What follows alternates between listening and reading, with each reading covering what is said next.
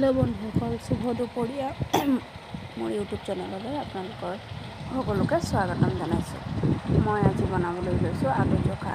আৰু আলু চখাৰ বাবে মই এনেদৰে আলুবোৰ ভালদৰে ধুই লৈছোঁ আৰু লগতে লৈছোঁ 2টা ডিম। আলু আৰু ডিমটো মই বইল কৰি ল'ম। এয়া মই বইল বহাই দিলোঁ আৰু এয়া মোৰ বইল হৈ গ'ল।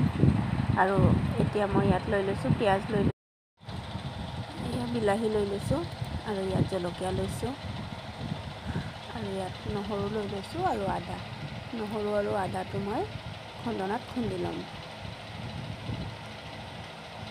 আৰু এয়া মই কেৰাহীটো পাতি দিছোঁ আৰু কেৰাহী গৰম হৈ গ'ল। গৰম হোৱাৰ লগে লগে মই ইয়াত তেল দি দিছোঁ।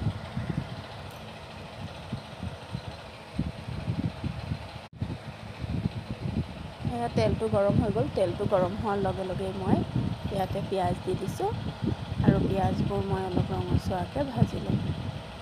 আৰু এনেদৰে ভালদৰে ভাজি লৈছোঁ পিঁয়াজবোৰ।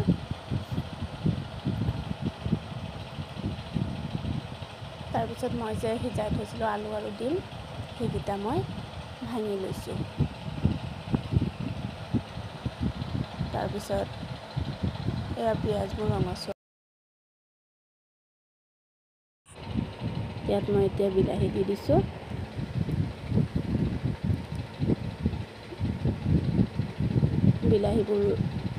বিলাহীত মই এতিয়া হালধি আৰু অকণমান নিমখ দি দিম। নিমখ দি দিছোঁ আৰু ভালদৰে সকলোখিনি মই ভাজি ল'ম।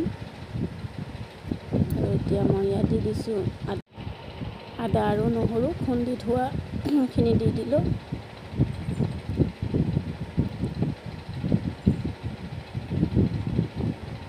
আৰু এতিয়া আকৌ ভালদৰে অলপ সময় ভাজি ল'ম।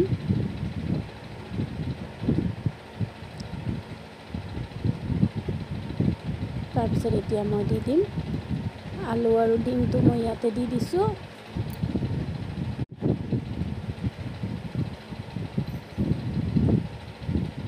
আৰু ভালদৰে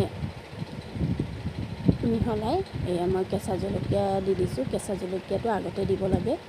আচলতে আমাৰ ঘৰত যে জ্বলা নাখায়, সেইবাবে মই জলকীয়াটো শেষত দিছোঁ। আপোনালোকে আগতীয়াকৈ দি দিব।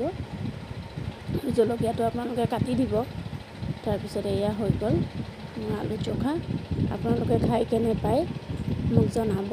মইতো বহুত ভাল পাওঁ। আপোনালোকেও এনেকৈ